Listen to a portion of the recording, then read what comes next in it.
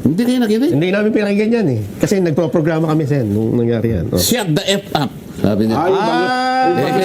Yung bago sa pagsimula, nung Monday. Hindi pa niya masabi-sabi. Hindi naman. Ang sinasabi ko sa inyong dalawa, nilibas ang kabangbayan. Nakakaawa ang mga tao. Ayun nga. Talagang nakakaawa po talaga, Senator, ano? Puot na puot, Oo. galit na galit. Makikita mo eh. Halos lahat po ng mga taong bayan ngayon ay talagang ayaw na po, lalo na sa pamamahala ng ating administrasyon ngayon. Naghihintay kung anong kahihinatnan ng pagdinig na ito. O sabi niya partial report, December, before December break. Oo. Asan?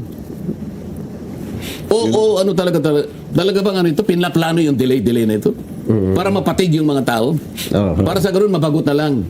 At magsawa na lang hanggang sa hindi sila interesado rito. Ganun ba yung plano? Parang mukhang ganun nga po ang nakikita na. Nako.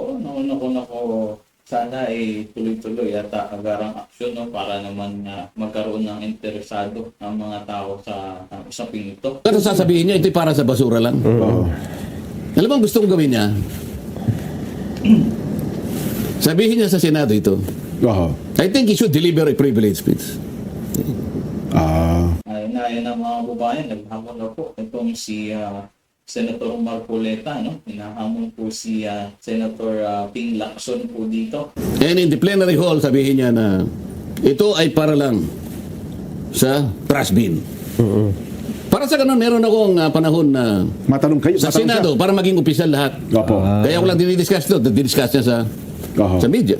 Pero mas maganda rito sa Senado. Para recorded lahat. Oo. Yun ang aking gustong gawin niya. Oo. Kung ayaw naman niya, halimbawa, pumili siya ng television station, magharap kami. Namili siya sa dalawa. Oo. Ayan, yung maganda. Para kita po talaga ng taong bayan, no? Kung ayaw niya, he should shut the fuck up. Mga kababayan, Senator Marcoleta, nagbabaga na po, no, ang kanyang damdamin, hindi na mapigilan. Pero bago natin pagpatuloy ito, mga kababayan, huwag niyo po kalimutan mag-subscribe dyan, no? At alamin natin kung ano nga ba ang dahilan ng nakamantong po sa paghamon itong si Senator Marcoleta. So ngayon, mga kababayan, alamin natin kung ano nga ba ang pinagmulan itong pagbabaga ng damdamin po. Pero ano ba itong minority report na ito, Sen? Sa kabatiran lang po ng ating mga Alam mo, taga-subaybay at tagapakinig. tinawag naming, lalo na ako, tinawag kong minority report dahil wala pa nga silang majority report. Hindi ko maintindihan kung bakit sinasabi nilang ang katapat niyan ay basura lang. Opo. Ito yung pala, mga kababayan, ito yung dahilan, no? Kaya nag-iinit po itong si Senator Marcoleta dahil basura lamang daw po yung ginawang report na ilang page. Wala naman akong nakikita na dapat ay ituring na ito ay papunta lang sa basura. Sapagkat yung nilalaman nun, kung binasa nila, narinig ko si Senator Lacson, hindi man lang niya binasa. Hindi na po. Hindi nga rin po niya pinasa. Tama kayo. O paano mo sasabihin ang isang report ay nauukol lang sa basura, hindi mo man lang binasa? Tama. Oo. At sinabi mo na bastusan ka dahil naglabas kami ng minority report nang hindi pa sila nakakapaglabas. Kaya gusto kong malaman, maparinig muna natin sa ating mga kababayan. Opo. Bakit hindi sila makapagpalabas ng report? Para sa ganun, pagkalabas ng kanilang report, magbibigay din kami at maglalabas ng report. Bakit kami umuna at naunang gumawa ng report? Ayun. Kaya kailangan mo na makita at marinig natin ito. Ano ba? Kaya pala mga kababayan, kasi itong sila ni Senator Marcoleta, no, sa minority, gumawa po sila ng naunang report. Yung Blue Ribbon, wala pa, no? Kaya nang gagalaitin din po itong si Sir Ping Lacson, conference din siya. Kaya ayan, ngayon naman, ito naman si Senator Marcoleta. Ba ang dahilan? Bakit inunahan nyo na po, no? Oo. Ilang pages po ito, Sen? 500 plus? Ba't ganun ba kadami po? Yung 567 na ito, o 576. 567 pages. Yung mismo report, mga 103 lang yun. Yung mahigit na 450, mga exhibits yun eh. Mga annexes. Ayun. Pero ito po, ano ang nahagip? Di ba, nung chairman po kayo ng Blue Ribbon Committee, hanggang napaltang kayo, ilang pagdinig ito sa nakapaloob dun sa committee report ninyo? Bago ko sana sagutin, kaya nga gusto ko makita nyo muna yun eh. Yung minority report na yan, ang kinapalooban niyan ay unang 3 pagdinig na ako pa yung chairman. Opo. So tatlo. Okay. Pagkatapos yung susunod na tatlo, yung si Senator Ping naman ang chairman. Okay. Pareho naman yung ginamit ng naming mga testigo at mga resource persons. Yung ginamit namin doon ay yung mga individual na mga testimonies ng mga witnesses. Ginamit ko rin naman yung kanyang privilege speech. Dalawa. Oho. Kung basura yung report, di basura din yung privilege speech niya.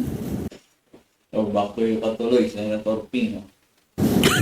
Nakapalobo ba doon? Paano niya paano niya sasabihin karapat dapat lang sa basura yon, hindi mo man lang binasa kung ano yung sinasabi ron. Di ba? Samantalang sinamarize namin kung ano-anong pinagsasabi ng mga inimbita naming mga testigo. At ano yung mga sworn statements na isinabit ng mga resource persons.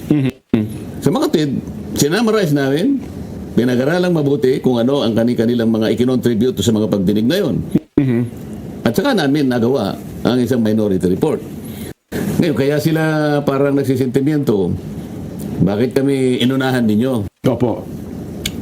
Kasi sa mga tuntunin naman namin, sabi niya, kailangan mauna muna yung majority report. Tama po. Oo. Ba't sila nagbigay kagad? Kaya gusto ko sana mapanood nyo. Ba't ba hindi natin Kaya po, okay na ba? Wala pa daw. Wala pa, saglit lang daw po. ako na lang magkukwento. Opo. Sige. Sige po, Sen. Habang hinahanda nila. Tinanong kasi siya habang siya ay nagpapa-interview. Meron na po ba kayong ilalabas na report ng Blue Ribbon Committee? Opo. Partial lang, sabi niya, partial. Kaya lang, may hina itong aking mga tauhan eh. Sinabi ko sa kanila, before the December break, dapat meron na kaming maibigay na report kahit partial lang. Nakatingin lahat sa akin, tatangu-tangu lang. Oho. Kailan ba gagawin niya yung report na sinasabi na yan? Mahihina pala yung kanyang mga sariling tauhan. Ang mga tao dyan, Nelson, naghahantay. Nagagalit sa nangyari sa kabang bayan. Ano? Galit na galit. Nabagot na sila kung may mangyayari pa dito sa ginagawang investigasyon na yan. Oho. Yung ICI, nauna nang nawala. Pagod na sila ng kahihintay. Opo. Noon pa man. Kaya naisip ko, totally, ayaw nyo pansinin. Binigyan ko na yung opisina ng Senate President. Alam mo, Jen, para makatulong lang kami. Baka naman sa paggawa namin ng minority report na yun, mamotivate naman sila na gumawa na rin tayo.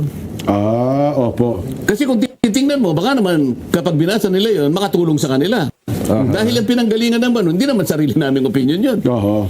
Testimonies ng lahat ng mga inimbita namin. Mula sa mga pahayag Oho. at sa mga statements. So individual or even collective testimonies, pinagsama-sama namin, inaral, sinamarize, at doon ipinakita namin yung mga eskema na ginamit. Kung bakit nagawa nila itong mga ganito. Oho. Ano-ano ang pamamaraan na ginawa nila. Magmula sa mga allocable, sa mga leadership, yung pinagsamang bicameral committee report, yung mga unprogrammed appropriations, kung paano at kung paano ginagamit ng mga proponents at nakakakuha, yung mga allocations. Ipinesent namin doon per district kung bakit may mga distortions yung mga allocables na tinatawag. Merong isang distrito, merong 5 billion, merong 11 billion, yung party list, wala. Anong gagawin mo dyan? Paano hindi mo sasabihin na talagang at pagkatapos meron din kaming mga suggestions, may mga recommendations. Tama, opo. May mga panukalang batas na nilinya namin doon na yun ang pagsisikapan namin na isulong para sa ganun, hindi na maulit ang mga pangyayari na yan. Oho. At meron din mga personalities na involved doon na sinasabi namin maaari silang makasuhan sa iba't ibang mga either civil, criminal, administrative, at kung bakit. Opo. At ano-ano ang mga batas na maaari nilang nalabag. Opo. Lahat ng yan ay nakasulat doon. So, bakit sasabihin mo na Parang basura yan? pambabastos. So, sabi ito Sen, no? Sabi ni Senador Lacson, how will I respect a document that symbolizes disrespect towards the Blue Ribbon Committee and the entire Senate? Respect begets respect. how will I, as chairman of the Blue Ribbon Committee, treat with respect a document that symbolizes this disrespect toward the Blue Ribbon Committee and the entire Senate, both of which they are members. So there is no place for the minority report but the trash bin. Yun po ang mga binanggit niya. So mga kababayan, yun po yung pag-init ng damdamin po nitong si Senator Marcoleta dahil nga po sinabi po dito ni Senator Ping na dapat sa basura daw po. So ang punto dito mga kababayan, isa lang naman po ang punto dito mga kababayan. Naunahan nga po na gumawa ng Blue Ribbon Report itong majority ng minority. Kaya po, nagkanya-kanya po silang press con. Ikaw po mga kababayan, anong komento mo dito? Kung anong opinion mo, comment mo lang dyan sa baba. Maraming salamat po.